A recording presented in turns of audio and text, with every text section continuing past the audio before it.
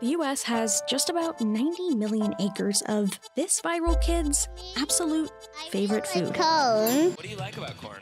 It's cold. There's a reason people call it yellow gold. 2021's corn crop was worth over $86 billion. According to the USDA, the U.S. is the largest consumer, producer, and exporter of corn in the world. I mean, look at this chart of US grain crops. And that's because we're really good at it.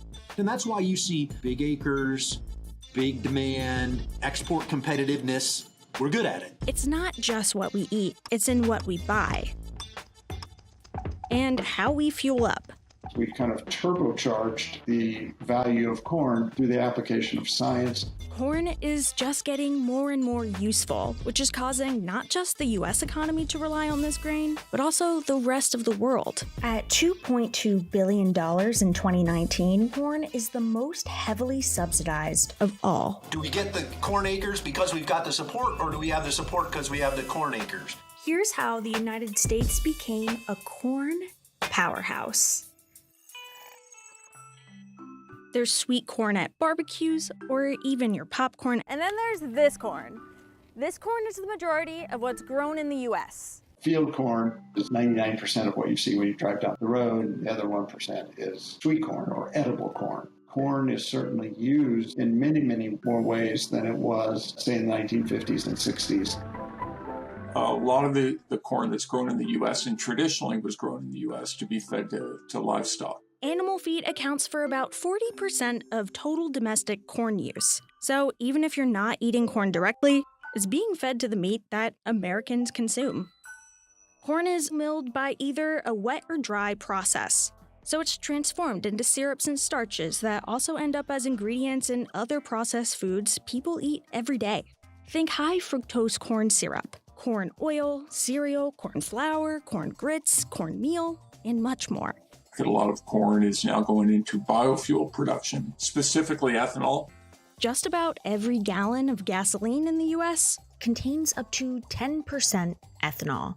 Doing the math, in 2019, ethanol contributed more than $43 billion to the US GDP, and it added $23.3 billion to household income. All of this created over $10 billion in tax revenue that year. These demands have kind of grown along with our really productive corn crops in the United States.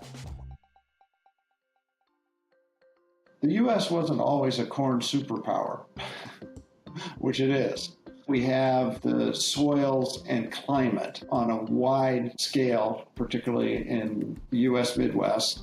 A lot of this corn is grown here, which is why it's called the Corn Belt. So I'm Seth Meyer. I'm USDA's chief economist. I'm an Iowan, if that helps with my authority on corn. U.S. producers just continue to show an upward trend of how many bushels they can get per acre. There was a revolution in corn production after World War II. As a weapon for our defense.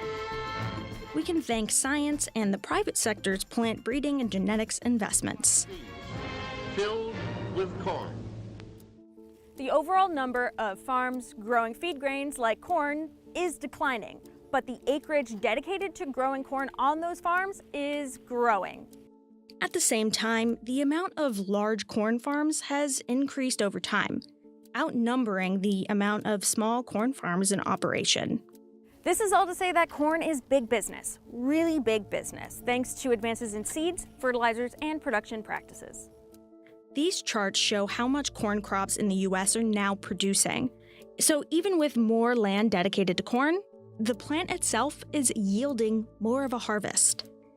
And these charts show that the more corn the US produces, the more valuable it gets. And that's just because supply is following demand. And demand is growing, not just from fuel and food in the US. The US also exports a ton of corn.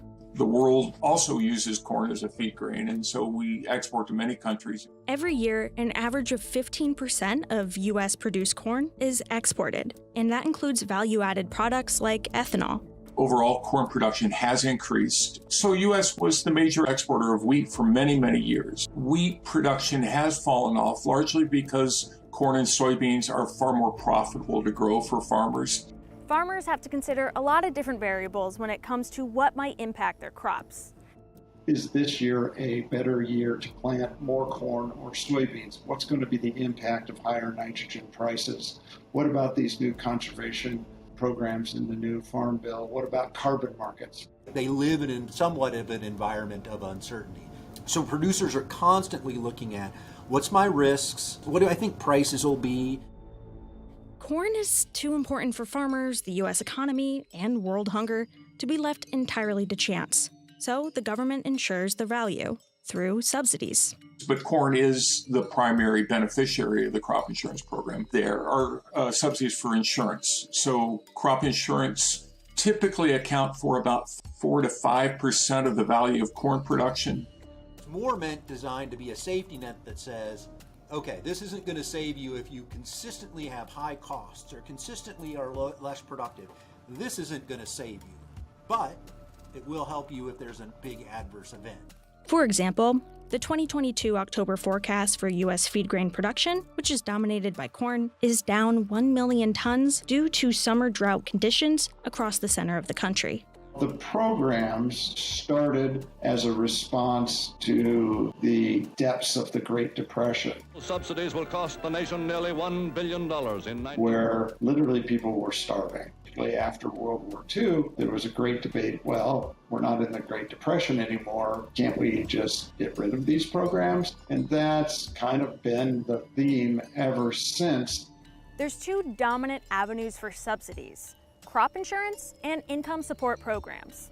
Essentially, farmers have a choice to take one or the other, and they're both income programs that one's triggered on prices. So if prices go below a certain level, then they're eligible for a payment on those historical acres that they are based on what you historically grew, not what you currently grow. So you can grow soybeans but still receive a corn payment. That's something called the Price Loss Coverage Program, or PLC. And then the other one is the Agricultural Risk Coverage, and that's based on revenue. So if the calculated revenue this year for your farm is less than the guarantee that's provided by the program, you'll get a payment.